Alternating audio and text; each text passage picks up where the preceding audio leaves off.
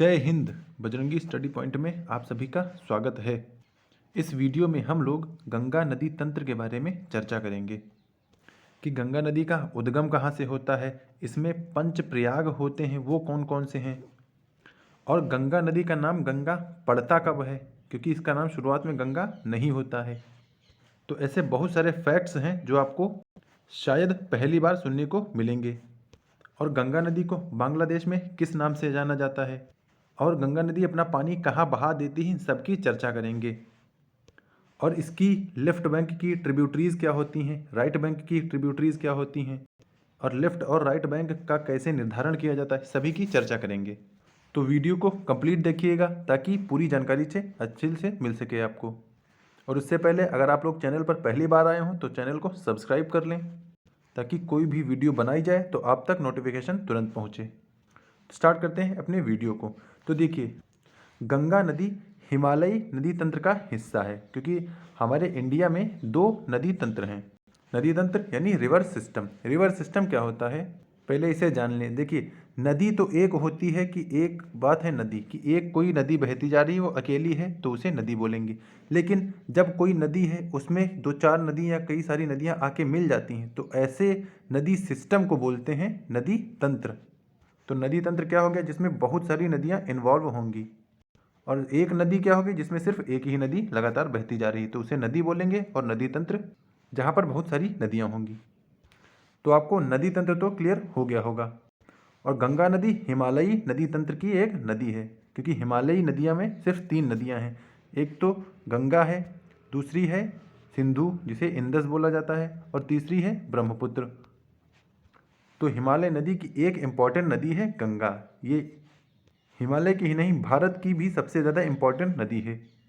तो आइए पहले कुछ फैक्ट की बात कर लें कि गंगा नदी भारत की सबसे लंबी नदी है। और गंगा नदी भारत के 5 राज्यों से गुजरती है। सबसे पहला है उत्तराखंड, दूसरा है यूपी, तीसरा है बिहार, चौथा है झारखंड और पांचवा है वेस्ट बंगाल। और गंगा नदी की लंबाई है 2525 किलोमीटर की, इसीलिए ये भारत की सबसे लंबी नदी है। और सबसे लंबी नदी होने के साथ इसका सिंचित क्षेत्र भी काफ़ी बड़ा है, क्योंकि इसका क्षेत्रफल बहुत ज़्यादा है। क्योंकि जितनी नदियाँ आके इसमें मिलेंगी तो वो इसी में काउंट हो जाती हैं।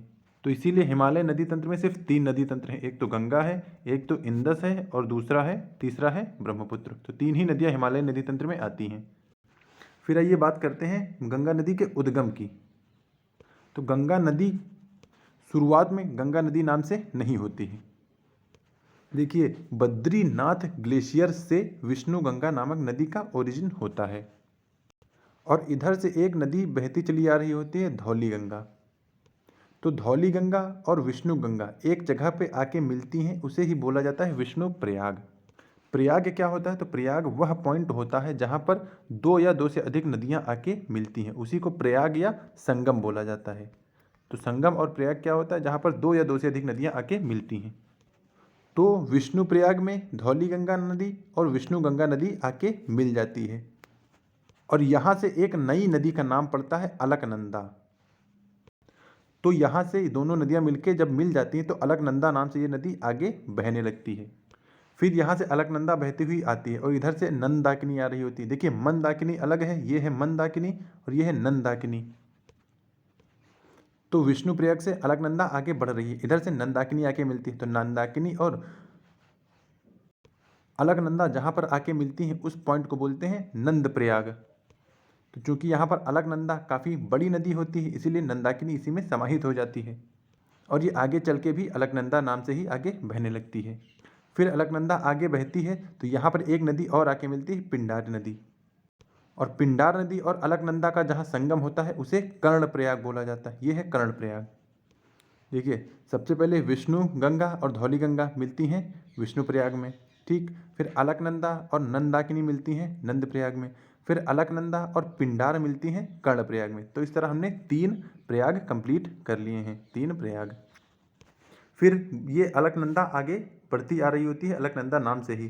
फिर यहाँ से एक मंदाकिनी नदी आ रही होती है जो कि केदारनाथ से इसका ओरिजिन होता है। तो मंदाकिनी और अलकनंदा ये दोनों रुद्रप्रयाग में आके मिलती हैं। तो मंदाकिनी प्लस अलकनंदा ये कहाँ मिलती हैं, रुद्रप्रयाग में। तो ये हो गया हमारा चौथा प्रयाग। फिर पांचवा और सबसे इम्पॉर्टेंट जो प्रयाग होता है वो यहाँ से अलकनंदा बह के आ रही है, ये अलकनंदा है। और इधर से गंगोत्री नामक ग्लेशियर से निकली हुई भागीरथी भी बहती चली आ रही है। और जहाँ पर ये अलकनंदा और भागीरथी मिलती हैं उसी को, उस पॉइंट को बोला जाता है देवप्रयाग। यानी अलकनंदा प्लस भागीरथी ये देवप्रयाग में मिलती हैं।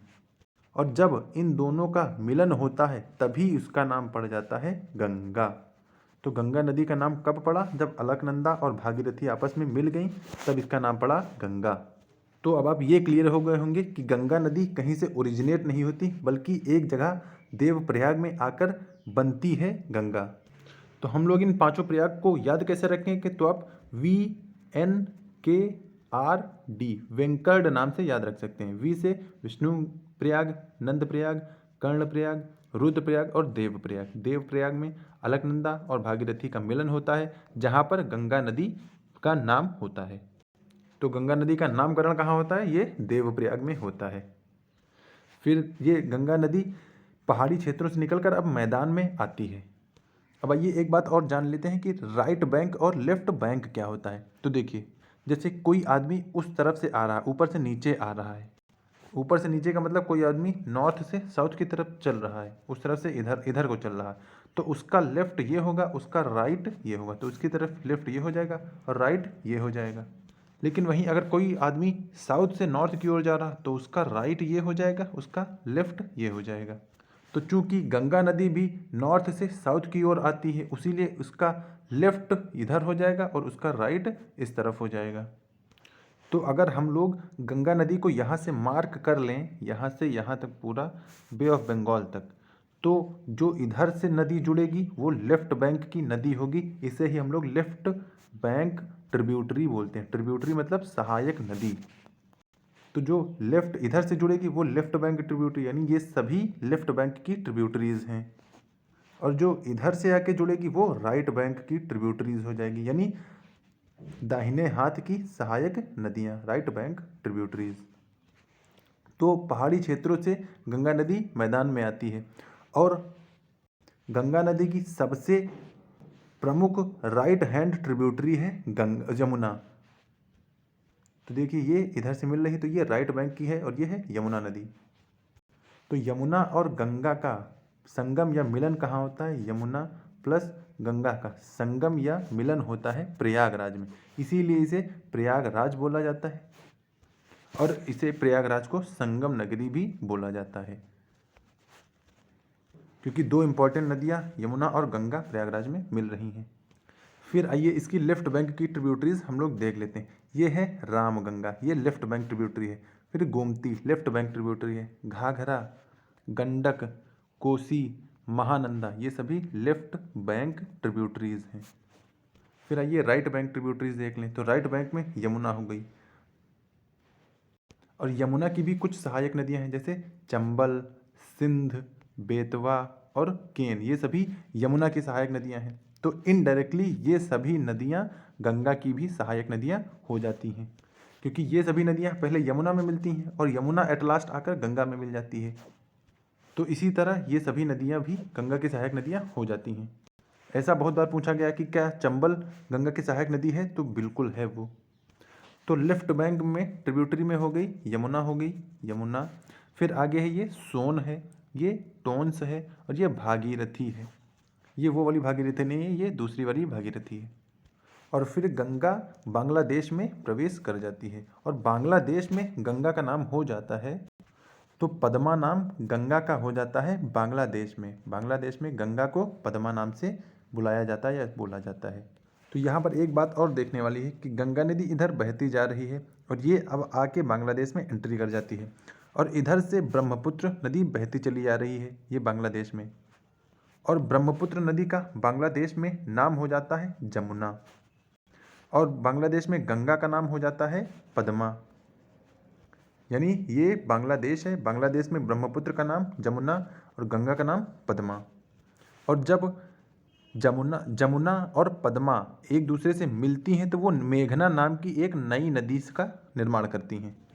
देखिए ये है ब्रह्मपुत्र जिसे जमुना बोला जाता है, ये है गंगा, जिसे पद्मा बोला जाता है।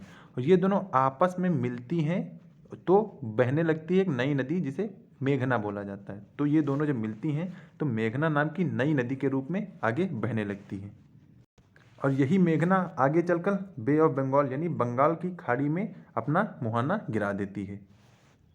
तो आप ये कह सकते हैं कि गंगा का नाम ना तो शुरुआत में गंगा था और ना तो गंगा का नाम लास्ट में गंगा था। ये बीच में जो था इसका नाम गंगा पड़ा। ना तो इसके ओरिजिन पॉइंट पे गंगा था, ना ही इसके ड्रेन पॉइंट पे जहाँ ये पानी लेके गिराती है गंगा था। तो आइए इसे मैप में भी देख लेते हैं कि गंगा नदी कहाँ कहाँ से निकलती है। तो ये मैंने गंगा नदी मार्क कर दी है।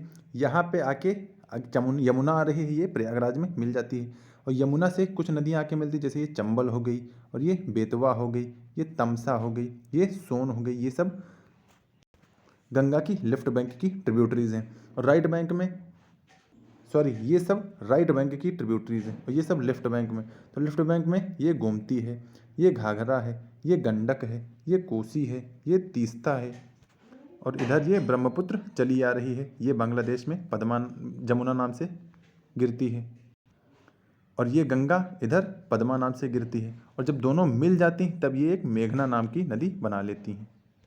ये आपको मेघना दिख रहा होगा, ये देखिए, ये है मेघना। इधर से ये ब्रह्मपुत्र आ रही है, इधर से ये पद्मा आ रही है, फिर आगे चल के ये मेघना नाम से गिर गई, फिर आगे जाके अपना ये ड्रेन कर देती है बे ऑफ बंगाल में। ड्रेन करना मतलब खाली करना।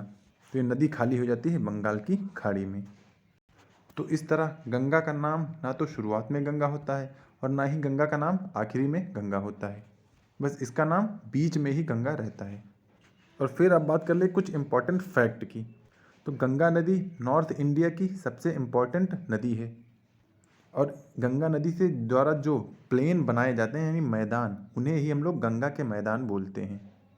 और इसमें एलुवियल सॉइल सबसे ज़्यादा पाई जाती है। एलुवियल मतलब जलोढ़ मिट्टी, यानी जो पानी से बाहर लाके गई है उसे जलोढ़ मिट्टी बोला जाता है। और जलोढ़ मिट्टी में खेती बहुत अच्छी होती है, इसीलिए जो पंजाब हो गया, हरियाणा हो गया, उत्तर प्रदेश हो गया, बिहार हो गया, ये सब क्रॉप प्रोडक्शन में नंबर 1 पर हैं। नंबर 1 पर इसलिए हैं क्योंकि यहाँ पर पूरे में ये जलोढ़ मिट्टी पाई जाती है और ये गंगा नदी और उनकी सहायक नदियों द्वारा बहा के लाया जाने वाला क्षेत्र होता है।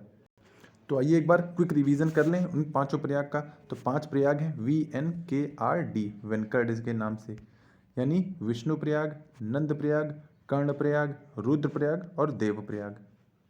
और गंगा नदी इंडिया के 5 स्टेट्स से होकर गुजरती है। ये 5 स्टेट्स से होकर गुजरती है। और गंगा का नाम बांग्लादेश में पद्मा हो जाता है। और जब पद्मा और जमुना का मिलन होता है तब ये दोनों मेघना नाम से आगे बह जाती हैं। और गंगा नदी पानी कहाँ गिराती है? तो ये बे ऑफ बंगाल यानी बंगाल की खाड़ी में अपना पानी गिरा देती है। तो अब मुझे लगता है आपको गंगा नदी के तंत्र के बारे में कम्प्लीटली पता चल गया होगा। और यहाँ पर हैं गंगा नदी के कुछ नाम, जैसे भागीरथी गंगा को बोला जाता है, गंगा तो है ही, भागीरथी जो दूसरी यहाँ पर आके मिलती है, और पद्मा और मेघना, ये सब गंगा के ही नाम हैं। तो अगर आपको ये वीडियो समझ में आया हो तो इसे लाइक कर दें, और चैनल पर पहली बार आए हो तो सब्सक्राइब कर लें, क्योंकि नेक्स्ट वीडियो जो होगा वो यमुना नदी तंत्र के ऊपर होगा। क्योंकि उसमें भी हम लोग ऐसे ही यमुना की जो भी ये सारी यमुना है, ये नदी आ रही है, इसको हम लोग अच्छे डिटेल से पढ़ेंगे। तो इसलिए आप लोग चैनल को सब्सक्राइब कर लें ताकि कोई भी अपडेट हो तो वो वीडियो के माध्यम से आप सब तक पहुंचा दी जाए। वीडियो देखने के लिए बहुत बहुत धन्यवाद। वीडियो कैसा लगा हमें कमेंट में बताइएगा। मिलते हैं नेक्स्ट वीडियो में, तब तक के लिए जय हिंद।